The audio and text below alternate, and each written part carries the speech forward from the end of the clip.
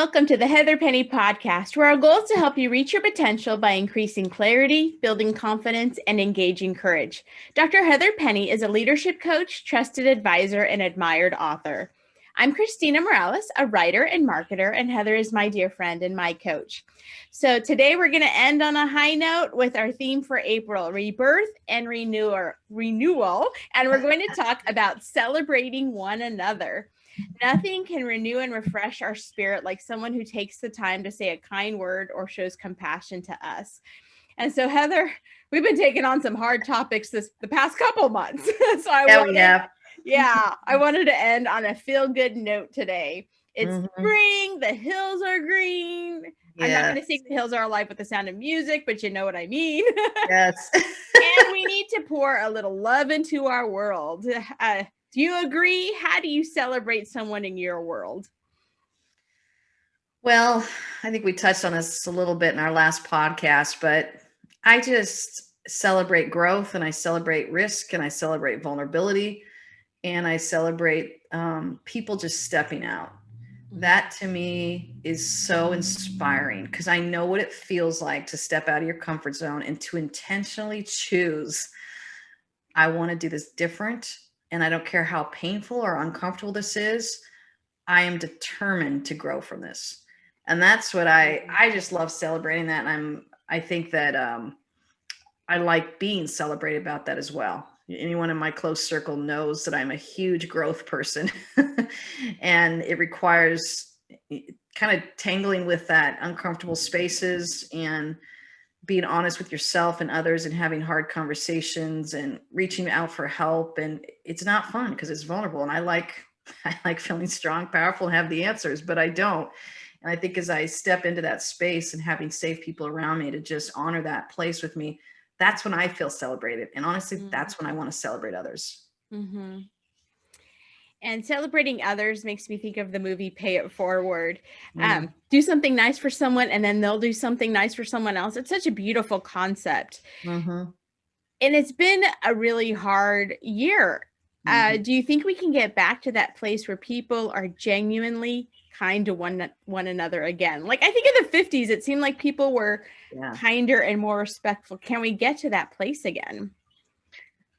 Honestly, I think we're there more than we'd like to realize. It's just our media and our social media, our news, everything is highlighting a polarizing kind of meanness and inhumaneness toward one another. But when you stop and really think about your day-to-day life, you know, my family, my neighbors, my clients, the people I engage with, none of us are being mean to each other. We're all being very kind and loving and caring for one another. And I think we're getting so distracted by the conversation that's happening and swirling that's really kind of fake. The news is not talking to anyone. They're talking just to this audience, but they're not remembering the humaneness of it. Social media, it's not a real relationship when you just leave a post, a snarky post, and jump off. It's not even a real relationship. So we're hiding behind a lot of these fake quote relationships, but they're not real relationships. And then we're calling those, hey, this is the state of the world. I go, no, that's the state of our news. That's the state of our media. That's the state of our politics. That's the state of, and then it's the individuals who are joining that I believe is the issue. And I think it's the ones that are standing strong and saying, no, we don't believe in a world without kindness or love. We believe in one that says, I get to be about giving and offering love and compassion and kindness and empathy. And I think that's one of the most courageous things we can do is stop and take a stance. And even when I have people who want to kind of put me in a pigeonhole and say, you believe this, or you're that, or this, or you voted this way or that way. I think one of the things, and my husband and I both do this quite a bit, of just saying, I think we all want more of the same thing than we're realizing. Wow. We all want safe families. We all want safe communities. We all want loving homes. We want inclusive environments. We all want this. It just because you voted a certain way doesn't mean you're rejecting what a lot of us all want. Why don't we start talking about what we all want and then start figuring out how to get there together as a humanity? And I think I think we're spending too much of our energy just accusing one another. And I would say even falsely. You know, you cannot just accuse someone of being a blank. Mm-hmm. You got to stop and stay curious and say, I heard you say this. Are you aware of how that sounds? Or can I get more understanding on that? Or I heard this out of context and I want to make sure I give you an opportunity to give me more than just a sound bite of 5 seconds or less. We're judging people on one phrase, one sound bite, how they voted. We're not engaging with them as in a relationship to get to know them better and understand it so that we can actually toss ideas and perspectives back and forth to come up with one that is more of a bridge together. Mm-hmm. I think that's so true. We forget that the media, they're based on sales and they're based on ratings. So they're not going to say like, one neighbor gave cookies to another neighbor, catch it at 5. It's just not going to happen. They're going to do anything like the National Enquirer. They're going to do anything that's shocking. And so that's what they keep feeding us. And that's what we're thinking the state of the world is. And it's not, they're saying things for ratings and for sales. And so I love that point you made. Right. Yeah. I don't care how you voted. I want to get to know you. Yeah. And I'm not gonna say you're a certain person because how you voted or where you go, all these different, or the color of your skin, any of it. I want to really get to know individuals and give them a chance to talk about their experience in their life and who they are. And I want them to be able to listen to mine as well. And then I want us to feel like we both believe that we can come to a common ground together that moves humanity forward. Exactly. And when we're tired and in pain, it can be so hard to celebrate someone else. Like we were saying in the last one, I'm just surviving. I'm not thriving. So people are in survival mode, and we do need to get to that thrive mode. Right. What should we do if we're in this place that we're barely surviving? How do we help someone else? Yeah, we got to take more breaks. I'm laughing because I just was on a call with 2 amazing leaders, and I really love these gentlemen. But it's this running joke that I have in my work with these high achievers, which is, I feel like I talked to them about, hey, when's the last time you took a break? And I'm not even talking vacation. I'm not even talking a day off. I'm just talking about you got there at 8 a.m. and you work at 8 a.m. and you're leaving at 5 p.m. or 6, or these long days that these executives are working really hard. When did you take a breather throughout the day? Typically, they're like, what are you talking about? Because they're such high achievers. And I go, did you take 1 minute to just take a breath and recenter yourself? Mm-hmm. And so what I liken it to is, I think in the airplanes when we had to start telling these parents, put your oxygen mask on first before you try and help your kids, because so many parents were passing out. So we had to start saying this so that we could keep the parents, conscious to put the oxygen mask on their kids after they put theirs on first. And that feels so counterintuitive to a parent. You just want to go save your child, but then you pass out and then neither of you are saved. So it's the same thing here that I work with leaders. I want to say, you got to put your oxygen mask on first and take a couple breaths, and then you can go help other people. And a lot of times they don't want to believe me, but then they're wondering why they're so frustrated, they're mad, or they're exhausted when they come home, or literally just melting down and crying when they get home because they're just so tired of what they gave. My job is usually come along and say, okay, let's figure out how to take a couple breaths through the day. And it could be as simple as 1 minute walking outside and taking a couple breaths. It could be listening to a 5-minute song. It could be shutting your office door. And that's just in the professional world. In the personal world, it's how are you maybe managing with these 2 toddlers? I remember one mother had to convince her, just can you find 3 minutes, 3 different times a day to take a breath? So she got it down 1 minute, 3 times a day. It was something like breakfast, lunch, and dinner. And then it was so powerful. But we went through probably an hour negotiation stage of what she could do. And I don't even care where they're at. I just say anything. If you can just choose something. And this kind of goes back to where we celebrating one another. Mm-hmm. When I think about how we help each other let down, that's where we have our strongest clarity. That's where we become loving and peaceful again, because we're giving ourselves a break. We're letting down. And I think that's where we have more empathy for one another, more kindness for one another. And that's what I love celebrating. How did you jump on your tire swing today? How did you spend time under the stars? That active rest and that passive rest. They're both so beautiful to be able to move you into more clarity, more confidence, more courage. Mm-hmm. And I want to ask a fun question. All right. What's the nicest and most memorable thing anyone has ever done for you, and what made it so special? Oh, wow. I think immediately think of my husband. He's done amazing things for me over 27 years of marriage, and he found out one of my languages of love really is gift giving. And so I think the most recent one that comes to mind is I threw him a huge 50th birthday party. And what he did, and I didn't know he was going to do this, but we probably had like 20, 25 of our friends over here, and I catered in this meal, and I just made it very special, and I was really excited about it all. And a lot of times we'd like to do giving away our favorite things, kind of like Oprah's favorite things. So fun. Invite me next time. Yes, serious. So we had done this, and he surprised me by just buying me this gorgeous Tiffany bracelet, which is more than I would ever spend on myself. But he wanted to tell me in front of all his friends, this is to honor our 27 years together, and I've been married longer than I've been single now. And wow. It was so powerful. And I remember him kind of getting down on one knee and presenting it to me. And I'm like, this is your birthday. I was so thrown by his generous love and his public love for me and how he wanted to show it. So I guess I would say that was one that comes to mind recently. And he has found ways over the years to love me well, because I don't see it coming, and I don't really expect it, which is probably a little bit of my own issues. Sometimes thinking, am I lovable?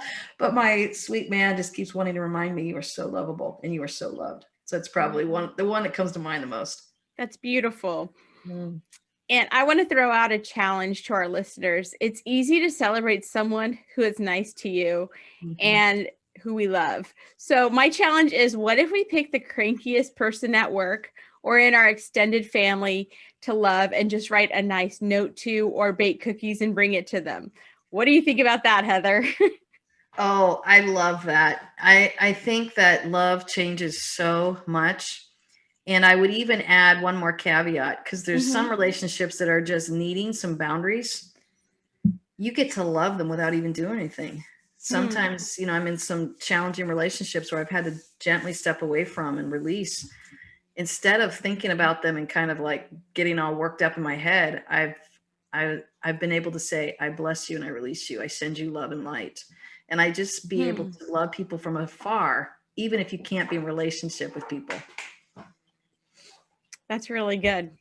It makes me think there's a quote in Fiddler on the Roof I love, and they say, is there a blessing for the czar? And it says, yes, may the Lord bless and keep you far away from me. Yes. So I have that blessing on some people. So bring cookies if you feel led, or send them love and light if you don't, but either way, you get to show up in love. You don't have to be a victim to your feelings or emotions or how you've been treated in life. But you also don't have to sit there and tap dance and try and fix it either. So that's why I would throw in the caveat with the cookies. I go, yeah, if you feel led, go get the cookies. But if you feel like you're really working on your boundaries, just send them love and light and be at peace with that. Perfect. Choose your options, listeners. Yes. I was going to say, or you could put something in the cookies, but that goes the opposite way. So maybe I need to edit this out a little bit. And my second challenge is that we all need to love ourselves more. And you alluded to that. We can't pour into others if our cup is empty. And we've talked about rest and renewal. So Heather, how do you spoil yourself? How do you love yourself? Yeah, that's actually something that has come up on my radar more recently. I think if I really want to love the world well, it's the same thing I coach and talk about, is I got to love myself well. And I don't think I do that so well. And I think that's becoming more apparent to me. So everything from self-care is really important to me to learn how to do. And I think just giving myself more breaks, letting myself back off, letting myself enjoy downtime, not feeling this need to feel productive all the time.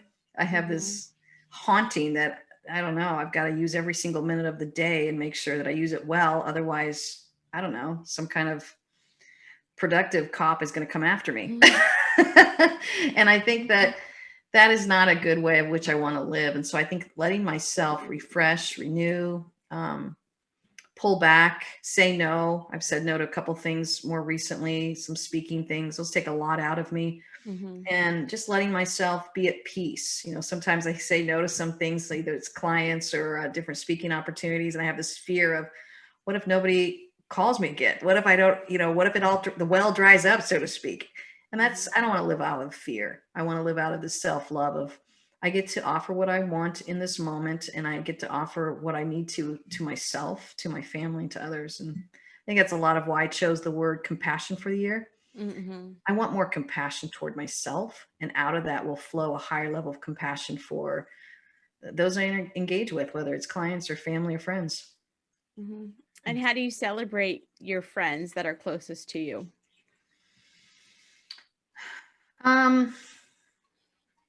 think all my friends love telling me they love telling me what they're doing in life, and they know that I'm just going to cheer them on. I'm thinking this morning of, I got up early and joined a friend for a walk, and we had about an hour together before we both had to jet off to work. But she got to tell me some things she was overcoming and some things she was struggling with. And I got to tell her some things I'd overcome and struggling with. And it was like we were both just giving each other this high five and this cheering and keep going. You're pushing through barriers, you're leveling up, you're having the courage to do what you need to do. And then this compassion with, I'm so sorry that it's so hard in this area. I'm here for you. I'm here in your corner. I'm cheering you on. And I think that's a beautiful way that I get to step into that with friends. And I've found that they know that to be a consistent thing about me. If I'm struggling, I get to go to Heather and say, I'm really hurting. Am I going to make it through? Am I going to be okay? And I'm always going to be, yep, you are. You are. I will be that voice in your corner that says you can and you will. And as we end April and this theme of rebirth and renewal, what was tired in your life that needed to be rebirthed? I think with, it was my balance. My work had increased so much, and then the intensity of the conversations had really increased over the last year. So that's when I started pulling back from doing other speaking, more public stuff, just because my hands were full with my own personal life and helping my kids navigate COVID and launching into college and trying to figure out homeschooling with a junior in high school. And then my husband's business came back home, and he used to be on the road more. So all four of us we're all back in the house again. And I just realized I need to give the space for these three of my favorite humans in my life, and for myself. And how do we get to love each other through this time, not just survive it? How do we get to love each other through this time and have a kindness toward one another and an empathy? And that requires a lot of emotional energy and a lot of emotional space, and frankly, physical space. Learning how to have the boundaries we need, everything from, you know, where we're working and where we're needing to have conversations, to being able to be available for one another. You know, I literally got a chair in my office that is super comfortable, because I had this other little tiny chair and was sitting there, and my kids would come in and want to sit down, and they're like, this chair is so uncomfortable. I went and got a nice big old chair, and I stuck it there with a little footstool, and they know they get to come in and sit down and chat with me. And a lot of times they'll wait till the phone clicks and they can hear my voice stop talking, and they'll come running in and sit down. My son knows to come in right after school. And I said, yeah, that's your chair. So I think it's these kind spaces that we provide for one another that says, I care and I love you, and I want to hear about your world, and I want to be a part of your world, and I'm going to make space in my world. That's beautiful. I love that. I want to do that. And was there a part of your mind or spirit that needed to be renewed, and how did you do it? Yeah, I needed to stop pushing my schedule. What worked a year or two ago, which was a nice little clip and paste that I love, and it keeps me active and productive, I just needed to create more spaces on it, so that when my son came home, he got to sit down in my chair and talk to me about his classes or make funny jokes. Or we got really into Marvel agents and the WandaVision that came out. My daughter too. They would be best friends. Yeah. Yeah, so we had to sit down and watch that, discuss that, and these feel like, silly and unproductive things for someone who likes to achieve and be productive. But I have to see it as this is honoring the deepest connections I want to have in this world with 2 children and a husband. So if I truly want to invest in those relationships, I got to make sure my calendar aligns with it. And since they're home more and have more time here at home, I'm going to pull back a little bit more and enjoy the space that I get to have with them. I was just getting ready to launch them, and then all of a sudden they're returning back home, and I feel a little bit of emotional roller coaster, but I also go, it's a gift.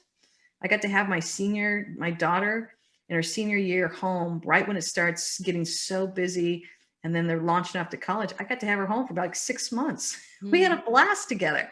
Of course, we had to grieve through some of the stuff in her senior year, but I also feel like that was a gift. So kind of pulling back and letting my whatever circumstances are going on in my life to start dictating my calendar, my schedule is a really important self-care for me.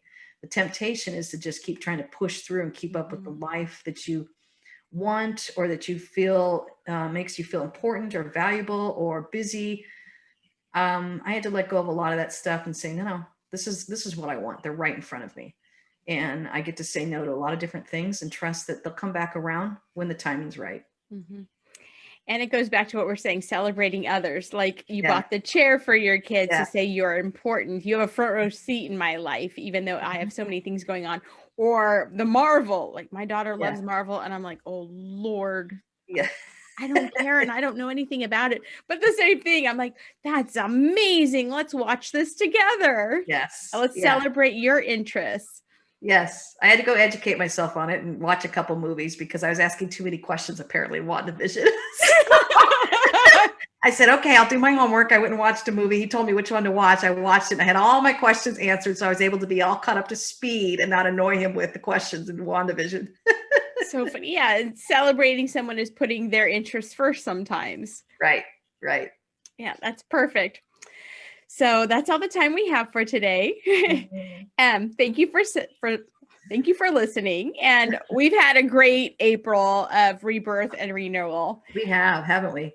Yeah, we've addressed a lot of tough issues, but I mean, I feel like we are able to renew ourselves and to get stronger from it. Yes. And isn't it funny we started the podcast during this time? Yeah. I don't know if I would have ever done that if it weren't for COVID. Isn't that interesting? That's true. Wow. Yeah, that's amazing. I know. So please subscribe to the Heather Penny podcast and leave a review on whatever platform you're listening to and share it. We want everyone to hear your message, Heather, because it's such positivity and it's such amazing tools during this time. So please share the Heather Penny podcast with your friends. And for questions, comments, and resources, visit heatherpenny.com. Remember to live your best life. You have to live intentionally. Have a great day, and we can't wait for you to join us next week. Thanks, Heather. You're welcome. Take care, everyone.